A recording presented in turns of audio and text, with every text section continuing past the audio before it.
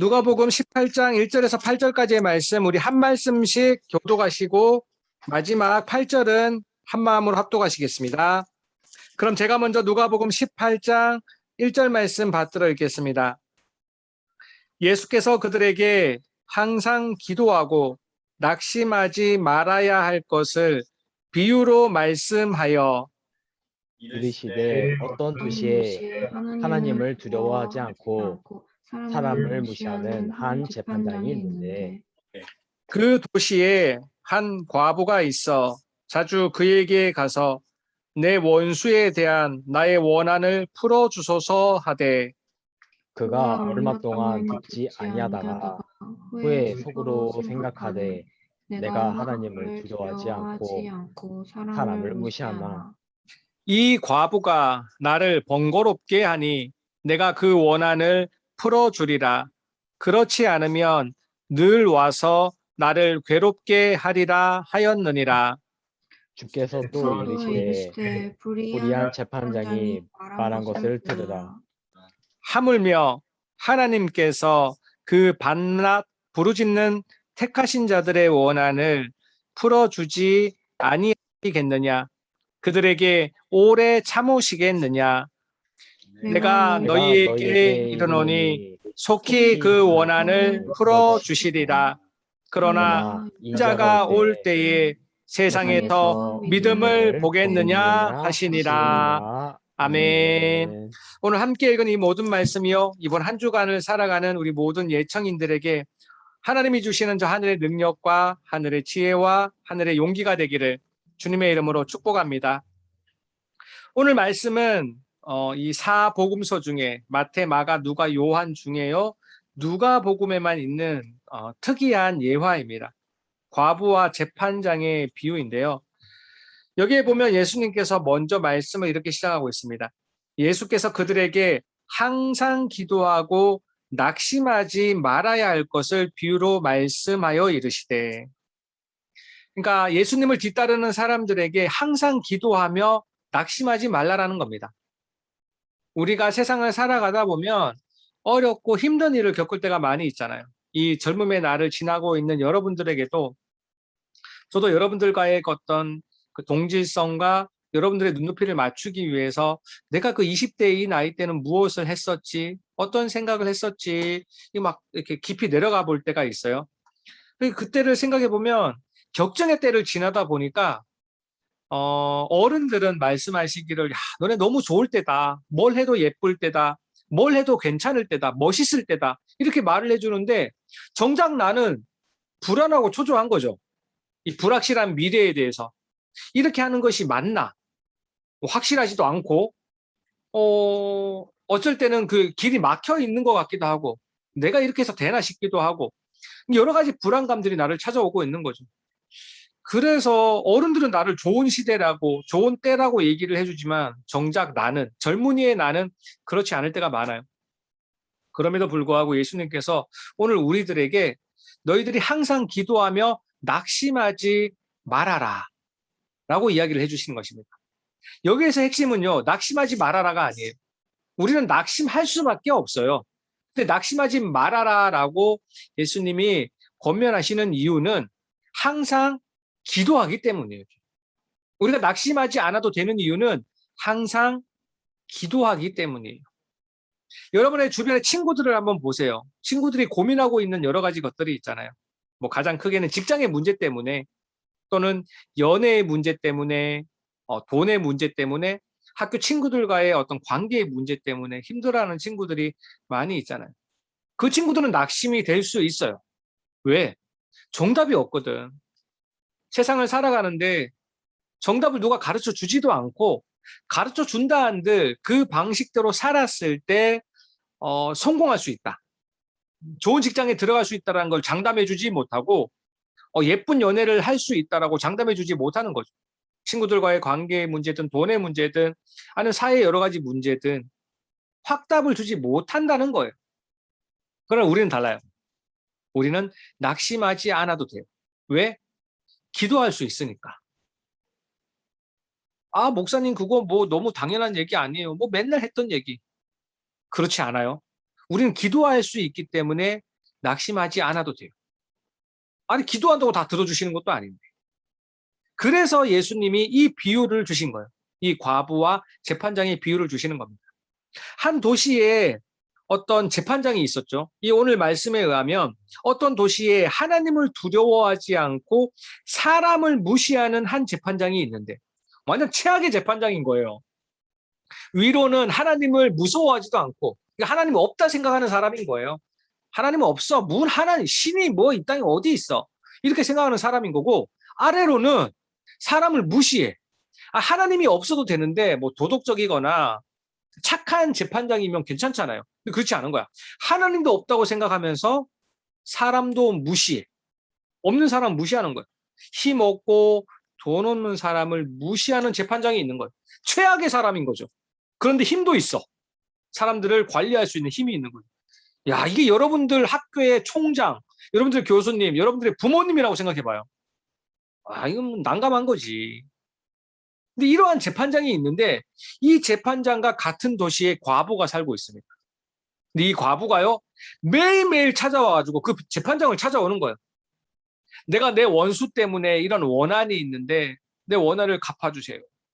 찾아오고 찾아오고 계속 찾아오는 겁니다. 이렇게 찾아갔을 때 어떤 일이 벌어지냐 하면 이 재판장은 당연히 이 사람 말을 듣지 않겠죠. 왜? 들을 이유가 없잖아. 과부인데 돈이 있겠어요? 뭐 힘이 있겠어요? 들어준다고 나한테 이득되는 게 아무것도 없잖아요. 그럼 자기가 뭐 도덕적인 사람이거나 착한 사람이라면 내가 착한 일을 했어 하는 자기 만족이라도 있겠지. 그렇지도 않거든요. 사람을 무시하는 재판장이었으니까. 이거 들어줄 아무런 이유가 없어요. 사람을 무시해도 되는데 하나님이라도 두려워한다면 신이라도 두려워한다면 이걸 들어주겠죠. 근데 신도 두려워하지 않아. 하나님은 없어. 그런 사람이고 사람도 무시하는 사람이고 당연한 결과인 거예요. 4절에 보면 그가 얼마 동안 듣지 아니하다가 당연히 안 듣죠. 뭐하러 들어. 그런 사람 얘기를. 들을 이유가 없는 거죠. 근데 후에 속으로 생각하되 이 재판장이 이 불의한 재판장이 생각하는 겁니다. 후에 속으로 생각하되 내가 하나님을 두려워하지 않고 사람을 무시하나 이 과부가 나를 번거롭게 하니 내가 그 원한을 풀어주리라. 뭐냐면 내가 하나님도 두렵지 않고 내가 사람도 무섭지 않고 사람을 무시하지만 귀찮은 거예요. 귀찮아. 맨날 찾아오는 거야. 맨날 찾아와서 초인종 누르고 상소문 올리고 계속 찾아오는 거죠. 내가 하나님 무서워서도 이거 할 필요 없고 이 사람이 무서워서도 할 필요도 없고 이 사람한테 어떠한 득을 얻고자 해서도 할 필요가 없어요. 그냥 단 한 가지 이유야. 귀찮아. 맨날 찾아오니까. 맨날 매일매일 찾아오니까 귀찮아. 귀찮아서 풀어주겠다는 거야. 내가 귀찮다. 나 번거롭게 한다. 내가 이거 번거로 맨날 찾아오고 시끄럽게 하고. 내가 이제 들어주고 만다 그냥. 그리고 그 얘기를 들어주는 거죠. 예수님의 본론은 여기서부터 시작됩니다. 이 불의한 재판장일지라도 하나님이 없다 하고 사람들을 무시하는 하나님을 두려워하지도 않고 사람을 무시하는 이 재판장이 이 과부의 이야기를 들어줬는데 이 재판장이 이걸 들어줄 정도인데 하나님이라면 너네들이 맨날 그렇게 찾아가서 하나님 앞에 기도를 드린다면 들어주지 않겠느냐. 너무나 멋진 비유를 해주시는 거죠. 더군다나 거기에 조건이 하나 더 붙었어요. 하나님이 자기의 택함 받은 백성의 이야기를 들어주지 않겠느냐. 여긴 두 가지 이유가 있는 거예요. 정확하게 세 가지 이유죠. 첫 번째는 그 불의한 재판장보다 나 하나님이 좀 더 낫지 않겠냐. 좀 더 나은 정도가 아니죠. 막 엄청 더 낫지. 그런데도 그냥 비유가 그런 거예요. 이 불의한 재판장보다 내가 더 낫지 않냐, 하나님이. 두 번째는요. 이 불의한 재판장도 들어주는데 이렇게 귀찮게 하면 이 과부처럼 귀찮게 하면 귀찮아서라도 하나님이 들어주지 않겠냐. 세 번째는요. 귀찮은 정도가 아니라 하나님이 택한 자, 이 모든 땅을 만드셨는데 그중에서 너는 내 것이라고 하나님이 특별하게 생각하는 사람의 말을 들어주지 않겠냐는 거예요. 예수님의 결론은 여기에 있습니다. 그렇기 때문에 여러분들, 우리 예청인들, 이 젊음의 때를 지나가면서 낙심할 필요가 없어요. 여러분을 찾아오는 온갖 무거운 것들이, 두려운 것들이, 괴로운 것들이, 슬픈 것들이 있습니다. 없을 수 없어요. 있어요, 분명히. 그러나 낙심할 필요 없어요. 포기할 필요가 없다는 거예요. 하나님 앞에 아뢰면 돼요. 하나님 앞에 아뢰면 돼요. 하나님 앞에 매달리면 됩니다. 하나님 들어주세요. 하루에서 안 들어주세요. 그럼 그 다음날 또 오는 거죠. 또 가고 또 가고 또 가고 또 가고 계속해서 하나님 앞에 기도하는 겁니다. 그럼 하나님 들어주신다고 약속하셨어요. 들어주신다고. 하나님의 말씀입니다. 하물며 하나님께서 그 밤낮 부르짖는 택하신 자들의 원한을 풀어주지 아니하시겠느냐?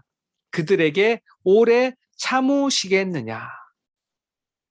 이 재판장조차도 그 과부의 이야기를 들어줬는데 하나님이 너네들의 이야기를, 매일 찾아오는 너네들의 이야기를 들어주지 않겠냐는 거예요. 당연히 들어주시죠.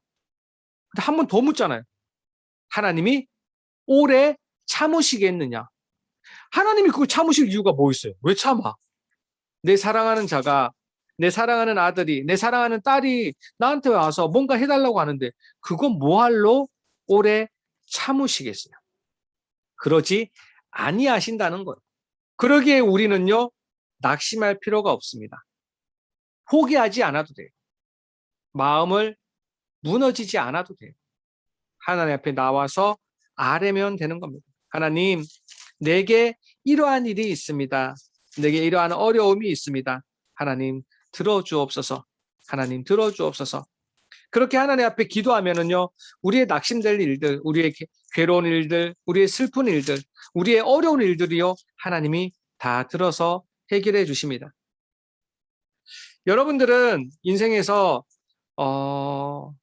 어려운 때를 지나고, 힘든 때를 지나고 있어요. 내게 아직 힘은 주어지지 않았고, 아직 뭔가 준비해야 되는 세대고, 아직 이 미래를 준비해야 되는, 무언가를 예비해야 되는, 자격증도 준비하고 공부도 준비하고 계획도 준비하고 뭔가를 많이 준비해야 되는 거죠. 그러면서 이 불확실한 미래로 뛰어듭니다. 그러기에 여러분들, 우리에게는요, 소망이 있어요. 소망. 내가 이렇게 준비를 하면 잘 될 것이다. 이런 소망을 가지고 나아가야 돼요. 근데 그 소망은요, 세상에서 소망은요, 덧없어요. 내가 뭔가 열심히 준비한다고 잘 되는 게 아니거든요. 여러분들, 아직 여러분들 주변에는 그런 사람이 없을 수도 있어. 물론 우리 79년생인 우리 지훈이에게는 이런 경험이 있을 수도 있어요.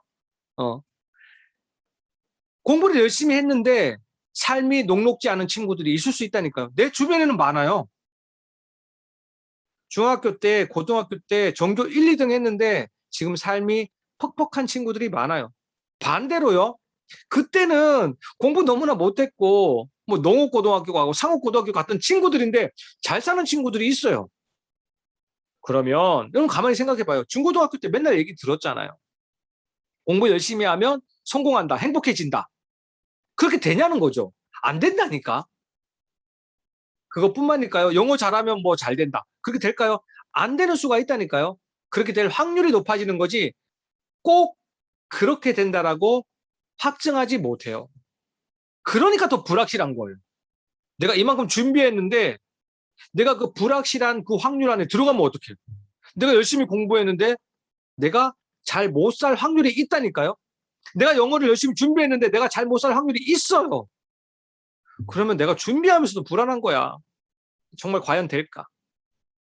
그러다가 몇 번 실패하잖아요. 낙심하는 거죠. 나는 해도 안 되는 인간이구나.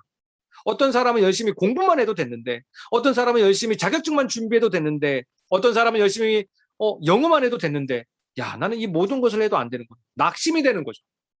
그러나 우리 예청인들 낙심하지 마세요. 우리에게는요, 기도가 있잖아요. 항상 기도하며 낙심하지 말지니. 예수님이 이 말씀을 주시면서 여러분들한테 희망을 주시는 겁니다. 그 재판장조차도 매일 찾아오는 과부의 이야기를 들어줬는데 밤낮으로 부르짖는, 하나님 앞에 밤낮으로 부르짖는 택하신 자들의 기도를 하나님 들어주시지 않겠느냐. 하나님이 오래 참으시겠느냐. 이 말씀으로요, 이번 한 주간을 여러분 소망을 가지고 살아가기를 원합니다. 혹여나 힘든 일이 있다라면, 괴롭고 슬프고 낙심되는 일이 있다라면 하나님 앞에 나와서 엎드리세요. 하나님 도와주세요. 하나님 나를 좀 도와주세요. 나 우림, 나 예찬, 나 지훈이, 나 혜진이, 나 성민이, 하나님 도와주세요. 계속 부르짖는 거죠. 그럼 하나님은요, 결단코 참지 아니하시고 여러분을 찾아와서 여러분에게 가장 합당한 방법으로 여러분에게 가장 행복한 길을 제시해 주십니다.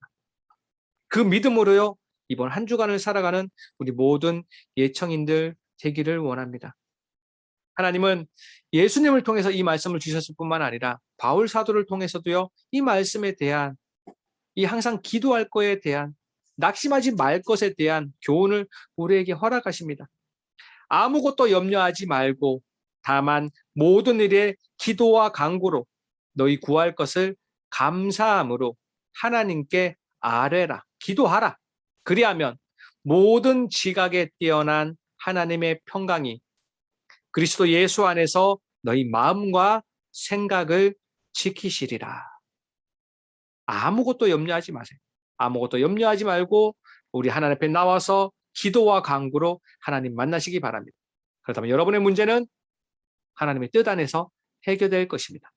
우리가 항상 기도함으로 낙심하지 않고 살아가는 이번 한 주 또 여러분의 평생이 되기를 주님의 이름으로 축복합니다. 기도하시겠습니다. 하나님 감사합니다. 아무것도 염려하지 말고 다만 모든 일에 기도와 간구로 너희 구할 것을 감사함으로 하나님께 아뢰라. 그리하면 모든 지각에 뛰어난 하나님의 평강이 그리스도 예수 안에서 너희 마음과 생각을 지키시리라. 하나님 낙심하지 아니하고 항상 기도함으로 하나님 앞에 나아가는 우리 모든 예청인들 되게 하여 주시옵소서. 우리 젊음의 때를 살아갈 때에 어려운 일, 괴로운 일, 힘든 일, 슬픈 일, 우리가 감당할 수 없는 일, 우리를 찾아올 수 있습니다. 하나님 그럴 때라도 우리 낙심하지 아니하고 포기하지 아니하고 그 불의한 재판장을 찾아갔던 과부의 마음으로 하나님 앞에 밤낮 부르짖을 수 있는 우리 모든 예청인들 되게 하여 주옵소서. 우리 그렇게 부르짖을 때 하나님 우리에게 찾아와 주셔서 환난 날에 나를 부르라, 내가 너를 건지리니 내가 너를 영화롭게 하리로다. 하나님 약속하여 주셨던 것처럼 우리가 부를 때 하나님 우리에 찾아와 주셔서 우리에게서 하나님의 영광을 드러내 주시옵소서. 하나님 감사드리며 살아계신 하나님의 아들 주 예수 그리스도의 이름으로 기도합니다. 아멘.